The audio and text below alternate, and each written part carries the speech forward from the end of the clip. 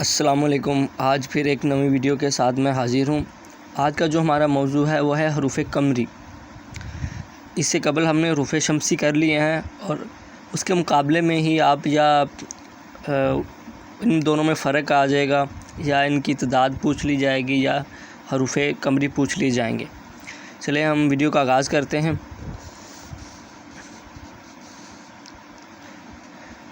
قمر سے مراد چاند ہے۔ ایسے حروف جن سے پہلے لام آئے اور لام پڑھا جائے وہ حروف قمری ہیں، جبکہ حروف شمسی میں تھا کہ جن حروف سے پہلے لام آئے اور لام نہ پڑھا جائے وہ حروف شمسی ہیں، اور ایسے حروف جن سے پہلے لام آئے اور لام پڑھا جائے وہ حروف قمری ہیں۔ مثلا ذوالقرنین، اس میں لام پڑھا جائے گا، ٹھیک ہے۔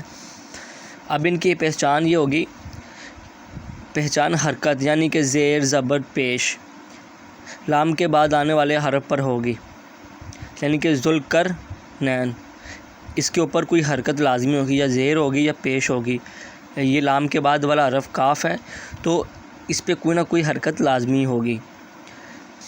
اب ایک ہے کہانی، جیسے کہ میں نے حروف شمسی میں بتائی کہ اگر سورج نکلتا ہے تو ستارے نظر نہیں آتے، آپ اسی طرح اگر چاند نکلے تو ستارے نظر آتے ہیں، اگر حروف قمری ہوں گے تو لام پڑھا جائے گا۔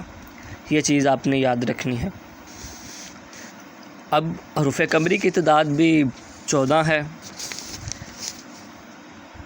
الف با جیم ہا خا عین غین ف کاف قاف میم واو ہے چھوٹی ہے۔ یہ کیا ہے؟ یہ حروف قمری ہیں۔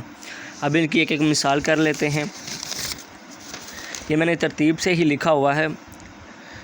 الف سے واجب الادا، بے سے فی البدی، جیم سے ریاض الجنہ، خے سے فی الحقیقت۔ اس میں ہم دیکھیں گے کہ ہم لام پڑھ رہے ہیں۔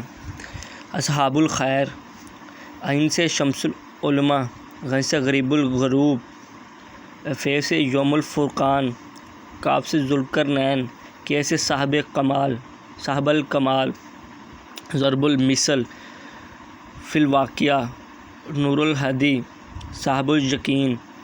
یہ تھی آج کی ہماری ویڈیو، جس میں ہم نے حروف قمری کی تعریف کی اور اس کی پہچان کے متعلق پڑھا، اور پھر حروف قمری کی جو تعداد 14 ہیں ان کے متعلق پڑھا اور ان کی مثالوں کے متعلق پڑھا۔ اگر آپ کو یہ ویڈیو اچھی لگی ہو تو پلیز سبسکرائب کریں، لائک کریں، کمنٹ کریں اور شیئر کریں۔ خدا حافظ۔